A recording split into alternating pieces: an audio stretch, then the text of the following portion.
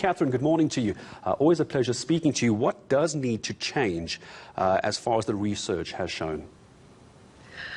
Well, thank you. The government has very good research at its disposal, which the presidency in fact commissioned, which showed that the child support grant is not just essential for supporting children, but in fact is very well targeted to precisely the households that will be worst affected by the lockdown, the economic effects of the lockdown. So households with unemployed people, most of the poorest 40% households in the country, 80% of households that were relying on informal sector income.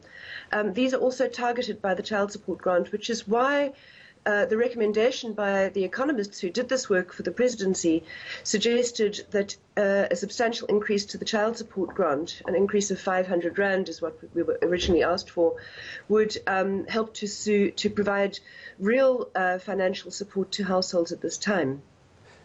So our first question that we're asking is why the Department of Social Development and Finance chose to ignore this good evidence and not provide the substantial increase to all child support grants.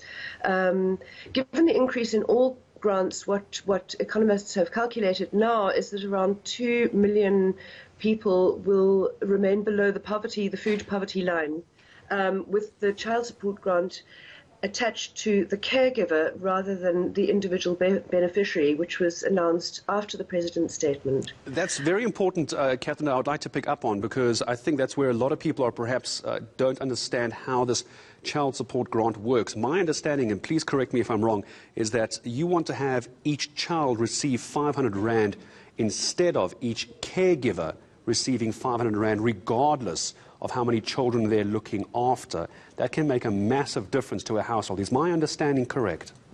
It's completely correct. So there are about 2.8 million children receiving child support grants, and they are being cared for by around just over 7 million caregivers. So it makes an enormous difference to households if they receive the increase per caregiver or per child. We have not had a caregiver grant before. It's not a bad idea to do that, but we have concerns about the decision to do that. In fact, we're asking very specific questions.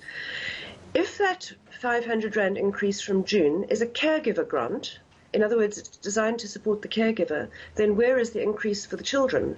Especially given that schools have closed, the school feeding scheme has closed, around 10 million children are missing a nutritious meal every day, and the cost of food has gone up.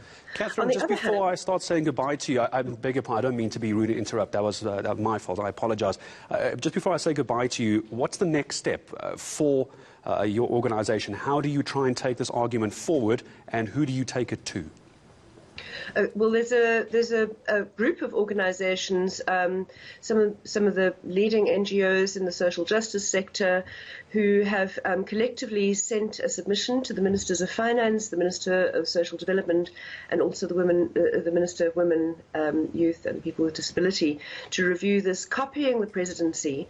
What we're specifically asking is that they seriously reconsider the option of increasing each child support grant by 500 Rand to get a substantial amount of money into households, and that they also provide a rationale for the decision, a clear rationale for the decision to attach the increase to the caregiver rather than each grant. If it's simply a money-saving device, they effectively save 13 billion Rand. We find that unjustifiable, given that that decision is essentially punitive to women and to children.